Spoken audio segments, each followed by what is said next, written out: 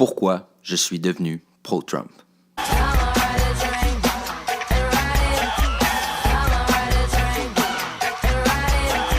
Bon, alors, il faut vraiment se rappeler le contexte là, dans lequel Donald Trump a présenté sa candidature. Je vous rappelle que Obama, on s'en rappelle actuellement avec une certaine forme de nostalgie, mais en soi, la fin du mandat Obama était sujet à des critiques assez virulentes, là. On parle d'un Obama qui se faisait critiquer pour les drones, qui se faisait critiquer pour justement sa gestion une espèce de persistance des guerres contre le terrorisme, et où on ne voyait pas vraiment de résolution de ça. Et où, en fait, Obama ne faisait que se désengager des conflits. On voyait, en fait, une résurgence de la violence au Moyen-Orient.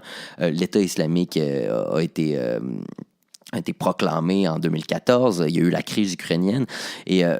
Et moi, personnellement, je crois que je vais dire ça toute ma vie, je crois que la fin officielle de l'hégémonie américaine sur Terre, ça l'a vraiment été en 2014, lorsque les Russes interviennent en Syrie. Parce que dans le fond, ce que ça démontrait, c'est que les États-Unis étaient plus capables, en quelque sorte, justement de gérer, de faire la police mondiale, de gérer ces affaires-là. Et la Russie, elle, qui s'était remise sur pied, disons, depuis les années 2000 avec la présidence Poutine, disons que là, tout d'un coup, elle disait, bon, ben, ça va être nous, on va prendre le relais en Syrie. Bon, avec en plus un plan de match qui était beaucoup plus pragmatique, hein, qui n'était pas, disons, le financement de groupes rebelles, mais qui était littéralement, bon, nous, on opte pour Assad parce que c'est une option claire, simple. Et bon, on va intervenir. Et vraiment, je me rappelle un moment, ça m'avait vraiment frustré, en fait, parce que quand l'État islamique a été proclamé, moi, je me suis dit, les Américains sont intervenus à plein de places et il n'y avait aucune raison de le faire, vraiment, aucune raison valable. Enfin, je ne veux pas faire tout l'historique de ça, mais l'État islamique était...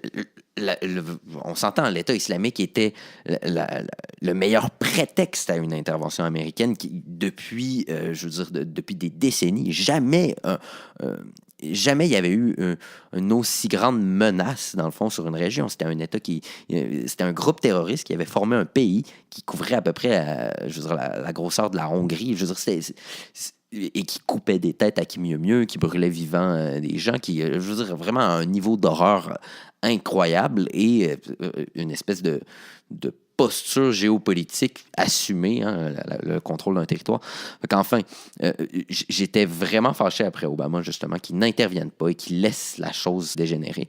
Et voilà que les Russes, eux, prennent l'initiative de le faire.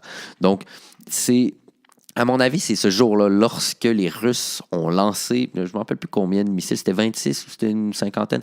Enfin, il a lancé quelques dizaines de missiles de la mer Caspienne en passant par-dessus l'Iran, par-dessus l'Irak, et pour bombarder l'État islamique. Donc, ça donne à peu près ça. Et je crois vraiment que c'est là où les Américains ont véritablement perdu leur hégémonie mondiale. Parce que voilà, ça démontrait que la Russie était non seulement de retour, mais qu'elle faisait la job que les Américains, on s'attendait qu'ils fassent et qu'ils ne faisaient pas sous la présidence Obama. Et c'est ça qui était un petit peu aussi énervant avec Obama, c'est le fait que il se présentait tout le temps comme un pacifiste, etc. Mais on savait qu'au bout du compte, il y avait des choses qui se passaient et qui ne nous disaient pas avec les drones en particulier. Et bon, c'était une espèce de guerre cachée. Et je crois que c'est très contre-productif de faire ça. Alors voilà, c'est ça, c'est le contexte dans lequel Donald Trump présente sa candidature. Et là, ce que ça donne, c'est que là, on était dans cette situation extrêmement complexe avec ces enjeux géopolitiques-là. Bon, il y a des enjeux intérieurs aussi aux États-Unis, vous en avez sûrement entendu parler, toutes les délocalisations, l'espèce de réémergence d'une espèce de sentiment... disons, chez les travailleurs, chez la classe moyenne américaine qui voudrait plus de protection contre la mondialisation, toutes ces choses-là. De toute façon, on y reviendra.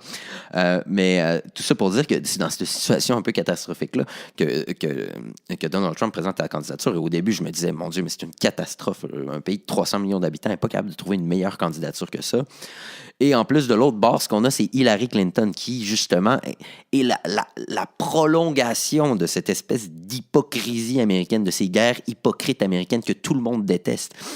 Et qui, en plus, disait littéralement, on va faire une zone, une no-fly zone en Syrie, ce qui veut dire on va essayer de clairer n'importe quel avion qui va passer en haut de la Syrie. évidemment pour contrer les avions Assad, mais c'est parce qu'il y avait des avions russes. Là, et là, tout le monde disait, ouais, mais ça n'a pas d'allure, est-ce que vous allez abattre des avions russes? Et là, c'est pour ça que je vous dis, il y avait comme des craintes énormes de guerre de grande ampleur là, qui se présentaient au moment 2014-2015, au moment où se profilait l'élection américaine. Mais bon, ça a continué comme ça jusqu'à ce que la campagne arrive. Et les gens ont continué à dire...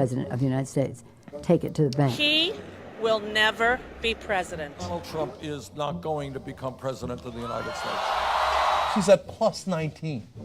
Do you think the tapes made a difference? Of course! They made all the difference! This race is over. Hillary Clinton has raised more than double Donald Trump, vastly outspending him. The presidency at about 89% for Hillary Clinton. Your analytical model has never been wrong. Now projects Hillary Clinton to win presidential election. 100% chance. You still think she has a 100% chance of winning the election? I do. And what would Donald Trump have to do to turn things around? Prayer and hope for a Festivus miracle.